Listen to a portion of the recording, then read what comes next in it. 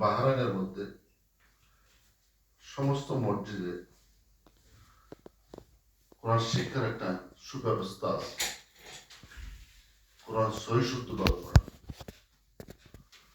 এই সুযোগটা যদি আমরা যারা সহি শুদ্ধ আমাদের কোরআন নাই বা জানা নাই, এই ইয়ং জেনারেশনের মধ্যে এই বয়সে আমরা কিন্তু শিখার একটা সুযোগ আমাদের মধ্যে বলবৎ।